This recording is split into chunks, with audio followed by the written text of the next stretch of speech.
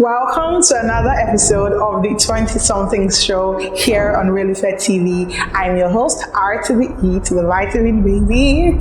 And you know how we do it here on the 20-somethings show. Here we talk about quarter life issues and generally things that pertain to people in their 20s. We talk about relatable stuff and we give tips on how to navigate your life as a 20-something-year-old. All right. So today we're doing something more special. All right. We're diversifying today, and we're going to be talking about moving out of your parents' house, but then moving back in. So, at some point in our lives, we just feel like we're mature enough. I mean, personally, I think that it is important as an adult to live alone at a point in your life, right? So we all come to that point in our life when we feel like, okay, we're mature enough to make independent decisions, like leaving our family houses and stuff. And so for some people, they did this, right? And when it wasn't going the way they expected it to, they had to go back to their family houses. So we're going to be talking about that today, but I am not going to be doing that alone. We have a special guest on the show who is going to be telling us about his experience moving out of his father's house and then going back.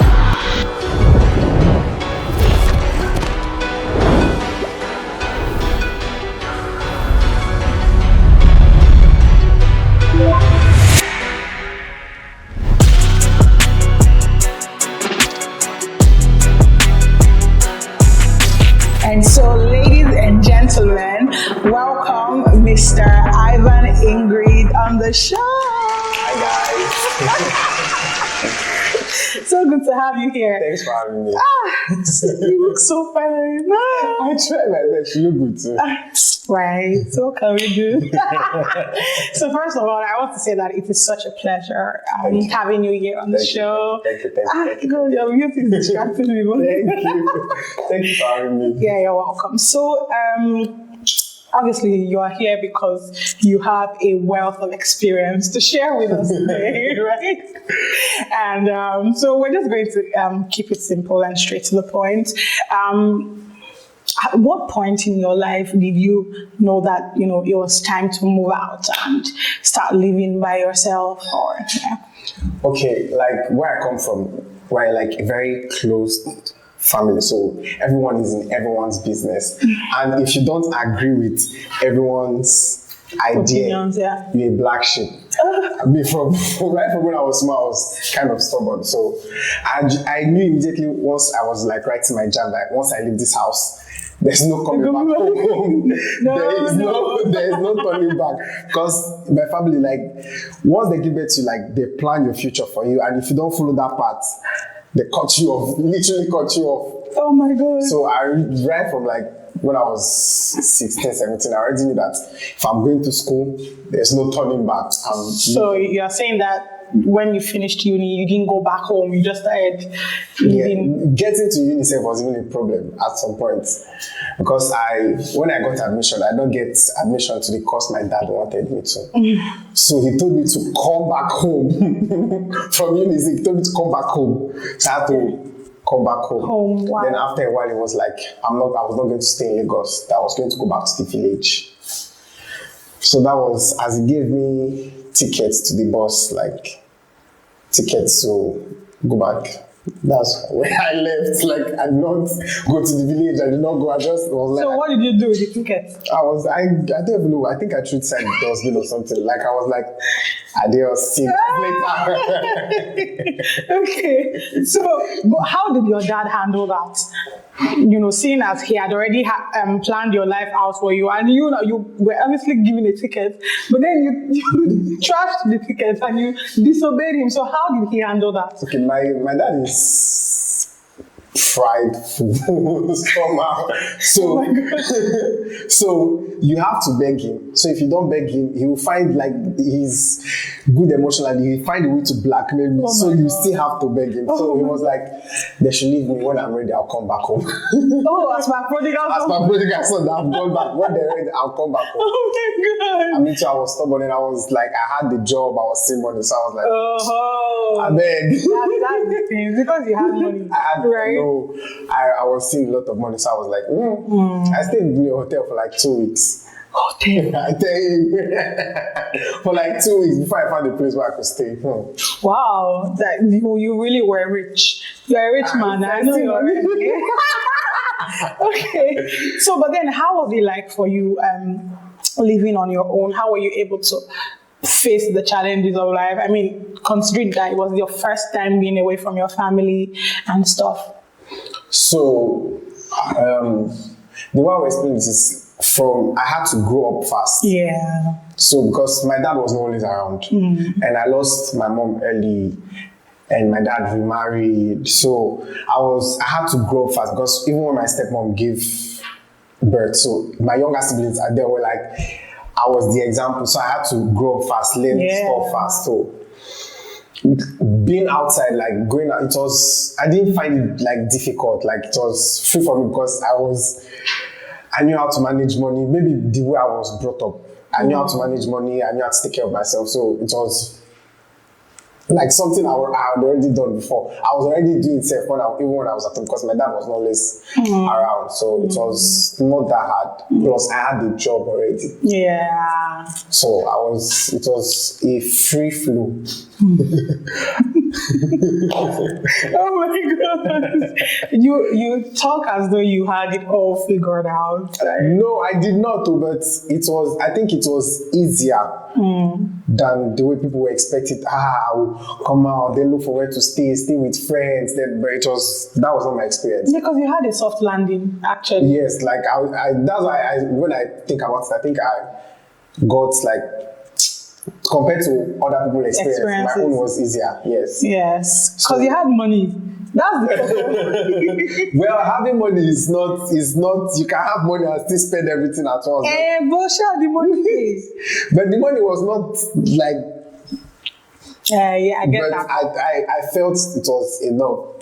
So if you had enough money to lodge in a hotel for 2 weeks, you were not a small. No, I was good with savings. So my savings from secondary school, like I had. Oh, now that is remarkable. Okay. So I'm loving the conversation so far.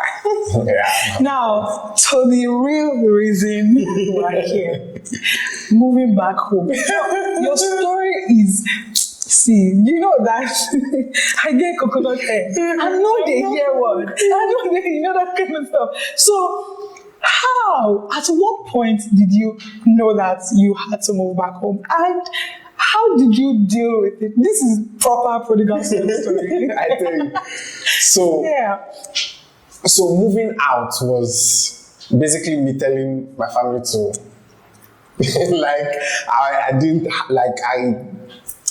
everybody, I lost both the ones I was good with, the ones I was not good with. I just cut everybody off. So after a while, I think it was like a year and a half, I started talking to everybody, small, because family is family. There's no way you will feel it. There's no how stubbornness, you will feel it. So I started talking to everybody, but my dad was stubborn, and I'm literally his child. So the way he's stubborn is the way I was stubborn too. We'll have a conversation like this week, next week, trouble, we fight again. And I think that was the main reason why I did not move back home earlier. And the moving back home said that I moved back is still one leg in, one leg out. One leg out, because my dad is still he does not know how to compromise. Okay, let's meet halfway. No, it's either his way or there's no way. So moving back home, it was. Oh my God. So when I moved back home, because I moved back and I moved out again. I know. So the first time I moved back home, I was like, I think that was when I first lost my job. The first job I had, I lost it. You don't have money. Money don't go. Sorry. So it wasn't even, money was part of it, but I was like, maybe it's time for me to go back home. Let me go and eat good food. Plus, when I was staying, there was no gen. I feel like we should make an adaptation of your life story. Like the Prodigal Son in real time. In real time, like in real time. So when I moved back in the first time, I was like, I'm ready, I'll do anything. The man said was sitting down. When I got to the house, it was literally like Prodigal Son. Yeah. I carried my bag and I got home. And I got home, and then everybody was looking at me. I was like, you're so slim. What happened? Like, my stepmom was like, I should sit down. She brought food for me. I ate food. My dad was just sitting down there. He was like, I came, I knelt, I was like, Daddy, good afternoon. I was like, So when the first time, I was like, I'm back now. So the first time I was like, when I was back in, it was hard because first I did not have money. And then, there's just this feeling like there will just be like this weird vibe around. They'll be like, this one, like you will not be trusted in like this one. Just go come out again. Yeah. So it was hard. Yeah. Yeah. So, but did you at any point feel like a failure, considering that you once thought that you had your life put together, right? You were able to leave the house, you were able to find your feet even after you left. So going back home to where you rebelliously broke up from, did you feel like you had failed yourself? How did you deal with such emotions? So one thing about me is that I know how to pick myself up. So if I fall, just give me time. Like, give me time and give me space, and then I'll pick myself back up. Right. But the problem is, my dad will not let you. So even if you don't see yourself that way, once you're back in that house, he will remind you every single day. So you will hear words like, this one, useless, like all those kind of statements, you will hear it constantly. So I think at some point, I was even depressed because I was just hearing. He was even telling me, compare me to other people. That was the worst part. Like, compare me, see your mates that did this one, and they don't have the opportunity you have. So it was. I was literally in my room throughout, like close to like 2 months, 3 months. I did not step. Like the only time I was going down was probably to my aunt's shop to get something, and then I will sneak back upstairs. Once my dad is in the parlor, I'm in the room. If he's in my room, I'm in the kitchen. Like, I'll just avoid him, so I'll not be getting those constant reminders. Yeah. So I get that. And in a situation like this, it's easy for them to infantilize you all over again, right? So how were you able to sort of assert your independence still? I don't know if that's how I would put it. How were you able to tell them that able to say, I just come back like I not be Jew, like So. I think that did not happen until I moved out. I came back in again because once I came back, the first time when I came back, I had curfew. If I tell you still had the coffee after coming back. I tell you, I was done. I was still in school then. Like, once from school back to the house, like, if I'm going out, if my dad is not around, I have to wait till he comes back before I can go out. I tell you, if I'm going out, once it's 7 o'clock, I would like be receiving missed calls. Like, he'll start calling me, where are you? What are you doing outside? It was even worse that because my aunt lived like so strict away. It was even worse, like even when I'm at her place, he will call me and say, where are you? I want you back now. There was one time I went for a job interview, and then what happened? I think I was stuck in traffic. I can't remember. No, I had not.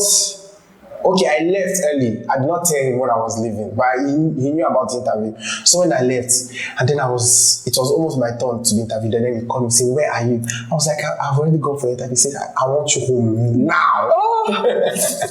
So I had no choice. So he's literally the one feeding me and giving me money. So I had to. I left. I don't get choice now. I don't go sleep on that bridge. My God. So I had to come back, like start washing. Those washing plates, cleaning the house. I have no issues with doing them, but it's the way like they'll just make you feel when you're doing it, like slight comment. How are the mighty falling? slight comment around here and there, but I feel for you. I feel for myself too.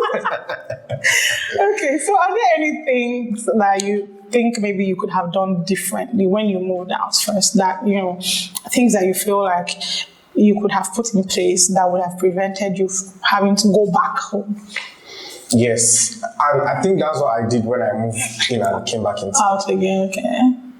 When I moved out, I was stubborn. I was prideful. I thought because I had money, so I felt like I had it all. I have all the experience. There's nothing this man wants to tell me. I know. So I think. Sorry, how old were you when you first moved out? I was like 19. Right? Who are you? 19, around 19 or 20. Okay. So yeah, go on. So I was God. Thank God for God. Thank God for God. I'd say thank God for God because I was stubborn. I know the hear words. I think that was coconut head, exactly. That was the one of I had to like tell myself, okay, now you have to listen to other people. Like even if just listen and hear what they're saying. Because most of the people that were talking to me were older, like people older than me. I just felt like Gen Z, no, I'm not degree, no. But I was like, I think now I had to listen. Yeah. There's one of my aunts, she actually helped me a lot. I even myself, when I left her, I thought I didn't have to manage money, but she taught me like, she was teaching me how to manage my money, like how to present myself. So I actually learned a lot. Entrepreneurship, just the whole being an adult. And then I thought adulthood is by rebelling, but it's not even about rebelling or once there's some certain level of maturity you attain to, like the respect and the everything you are fighting for will just come on its own. Like you won't have to fight for it. You just see that everybody just giving you your respect. Everybody just exactly. You won't have to. Yeah. If you have to scream that I'm a man, respect me, I'm a man, then you are not a man. You're actually not a man. Oh my God! Wow, this is so. I've thoroughly enjoyed this conversation. I mean, it's been so refreshing. Okay, so one last question.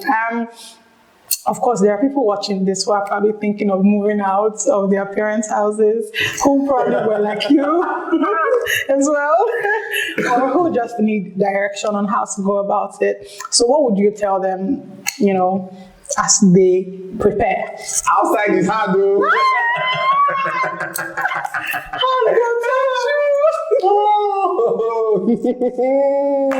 Hunger, why are you? Outside is hard, though. But I think at some point, like every adult should have this experience of staying on your own because you will learn a lot, have a lot of experience. I just want, like, the only advice I have to say is, if you are moving out, let's not be as you are moving out, you are cutting everybody off. Yes. You still need to move out, still listen to people because they have experience. Even though they say like what you see, we go use drones, they still get experience. So just even if their ideologies and the way they see life is not does not apply to this time now, but still listen to them. Still listen. That's the only listen. True. And mind the kind of people you surround yourself with. If not, that money will take it. So that money. They finish your money. Women! That's all I can say for now. No, I will not take that. That money I think I get, I use and buy hair, buy teddy bear. Wait till I know use and do. That's story for another time. Let's just leave it. Let's just leave it.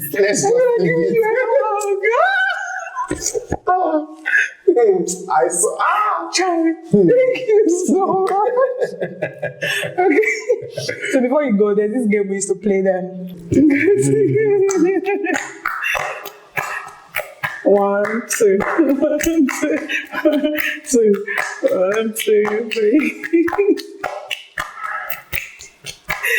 We'll stop at 5. You're confused. 4. It's okay. Oh my God. So I've had such a great time. I think this is my favorite episode so far. Yeah. The conversation was so real, so relatable, and oh my God. Thank you so much for coming on the show. We're so glad that you came. And I think that we're going to have you as many other times as possible. I'll be available every time. Yeah, so hi guys, keep on watching Relufe TV. Don't change that dial. What he said. So thank you so much.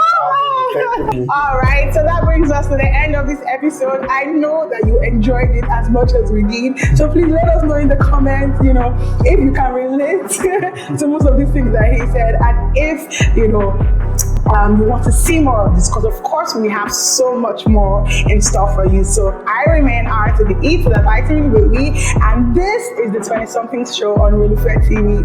Don't go nowhere.